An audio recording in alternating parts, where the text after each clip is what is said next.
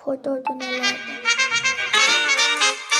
Hello guys, welcome to my blog. आज हम देखने वाले हैं कहानी। आई होप आप लोग अच्छे होंगे और अच्छे होने भी चाहिए। तो चलिए शुरू करते कुकू टीवी से।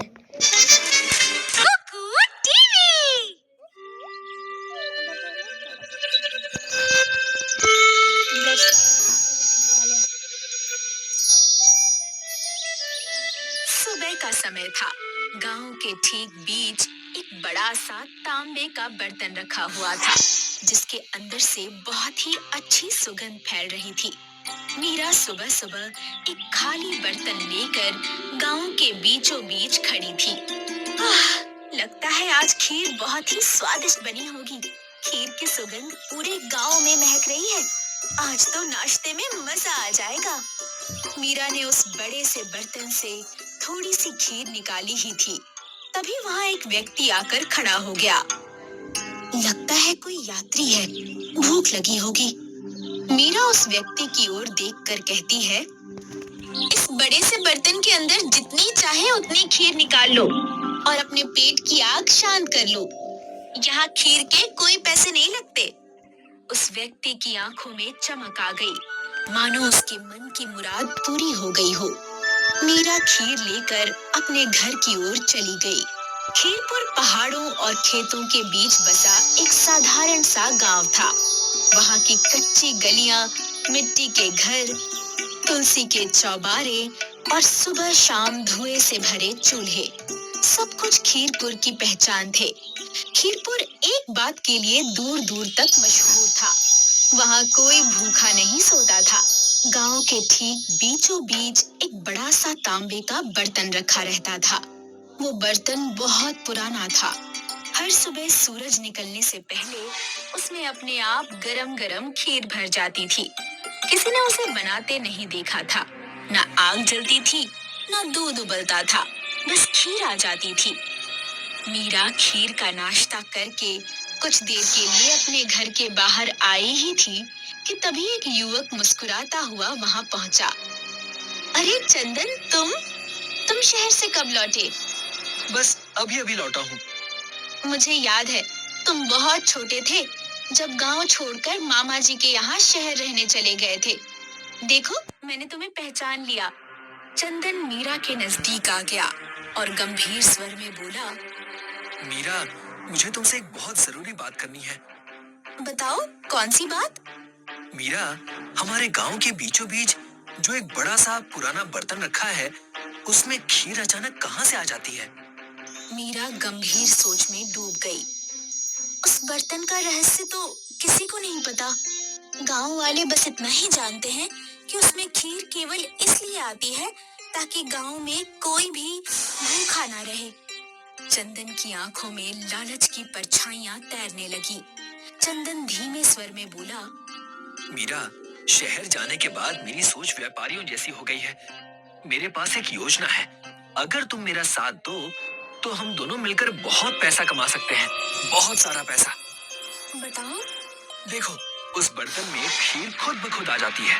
क्यों ना हम दूसरे गांव में खीर का ढाबा खोलें और इस खीर को वहां बेचें। हमें मुफ्त में खीर मिलेगी और बहुत सारा पैसा भी। मीरा ये सुनकर चौंक गई। ऐसा करने की सोचना भी मत चंदन। वो खीर केवल इस वजह से आती है ताकि कोई भूखा ना रहे। इतना कहकर मीरा वहां से चली गई। लेकिन चंदन मुस्कुराते हुए अपने आप से बोला, लेकिन मैं तो खीर को निकालकर जरूर बेचूंगा। रात हुई। जब पूरा गांव सो गया, चंदन चुपके से उस बर्तन के पास गया और पहली बार उसने वो देखा जो किसी और ने नहीं देखा था। तांबे का बर्तन रंग बिरंगी किरणों से जगमगा रहा था। उसके अंदर से हल्की सी भाप उठ रही थी और ताजा खीर धीरे धीरे टपक रही थी। चंदन की आंखें चमक उठी। अब से ये खीर गांव वाले या कोई यात्री नहीं खाएगा। अब इसे ग्राहक खाएंगे और इस खीर को खाने के बदले वो मुझे पैसे देंगे। आहा, सुगंध तो बहुत अच्छी आ रही है। पहले 1-2 दिन तक मैं खुद ये खीर खाऊंगा, उसके बाद चोरी करके इसे बेचूंगा। चंदन ने चोरी छिपे कई घड़े भरकर खीर निकाली You think about T-Mobile home internet only being $35 a month. We need to take your mind off of this. Come check out. अगली सुबह बर्तन खाली था। एक दिन बीत गया, लेकिन खीर नहीं आई। गांव में उदासी फैलने लगी। चूल्हों पर सादा भोजन बनने लगा। मुसाफिर भूखे लौटने लगे। इधर चंदन अपने घड़े में रखी खीर को देख रहा था। हे भगवान, ये क्या हो गया? इतनी जल्दी खीर खराब कैसे हो गई? ऐसा लग रहा है जैसे मुझसे बहुत बड़ी भूल हो गई हो। मुझे मीरा की बात मान लेनी चाहिए थी। तभी मीरा वहां आ पहुंची और तीखे स्वर में बोली, आज तक इस गांव में ऐसा कभी नहीं हुआ। तुमने जरूर लालच में आकर उस खीर को चुराया है, क्योंकि तुम कल उस खीर को बेचने की बात कर रहे थे। चंदन, जिसे अपनी गलती का एहसास हो चुका था, मीरा के सामने हाथ जोड़ते हुए बोला, मुझे क्षमा कर दो मीरा, मुझसे बहुत बड़ी गलती हो गई। मीरा गंभीर स्वर में बोली, लेकिन अब क्या होगा? तुमने लालच की नीयत से उस खीर को चुराया। लगता है अब उस बर्तन में खीर कभी नहीं आएगी। हमारा गांव, जो किसी को भी भूखा वापस नहीं जाने देता था, ये परंपरा अब बदल जाएगी। चंदन की आंखों से आंसू बहने लगे। चंदन भर्राए स्वर में बोला, गलती मेरी है मीरा, और मैं ही इसे सुधारूंगा भी। लेकिन तुम इसे कैसे सुधार सकते हो? रात में मैंने देखा था कि उस बर्तन के अंदर से रंग बिरंगी किरणें निकल रही थी। आज रात हम उस बर्तन पर नजर रखेंगे। जरूर कोई ऐसा रहस्य है जो हम नहीं जानते, लेकिन वो हमारे सामने खुल कर आएगा। उसी रात मीरा और चंदन खाली बर्तन के पास बैठ गए। अचानक बर्तन के अंदर से तेज रंग बिरंगी रोशनी फूट पड़ी। जैसे ही दोनों ने अंदर झांका, वे खींचते चले गए। जब उनकी आंख खुली तो वे किसी और ही दुनिया में थे। चारों ओर खीर से बनी सड़कें थी। काजू के घर, पिस्ता और बादाम के बर्तन, वहां के लोग इंसानी आकार के थे, लेकिन उनके चेहरे खीर जैसे दूधिया, सफेद, शांत और उजले थे। ये असली खीर का गांव था। चंदन चौंक गया और आश्चर्य से बोला, ये क्या? हम तो उस बर्तन में झांक रहे थे और अचानक यहाँ आ गए। ये तो बिल्कुल दूसरी ही दुनिया लग रही है। जरा देखो मीरा, चारों ओर काजू, बादाम और पिस्ते के घर बने हुए हैं। यहाँ तक कि बर्तन भी इन्हीं से बने हैं। और यहाँ के इंसानी चेहरे भी खीर जैसे दूधिया और उजाले लग रहे हैं। तभी एक स्त्री उनके पास आ गई। उसकी आंखों में गहराई थी। वो स्त्री सवालिया नजरों से घूरते हुए बोली, कौन हो तुम दोनों? मैं इस गांव की मुखिया हूँ। चंदन ने हाथ जोड़ दिए और सारी घटना उस स्त्री को बता दी। वो स्त्री गंभीर स्वर में चंदन और मीरा की ओर देखने लगी। मुझसे बहुत भारी भूल हो गई। मेरे मन में लालच आ गया। बाद में मुझे एहसास हुआ कि मैंने कितना गलत काम किया था। मैं नहीं चाहता कि मेरी वजह से वर्षों की परंपरा समाप्त हो जाए।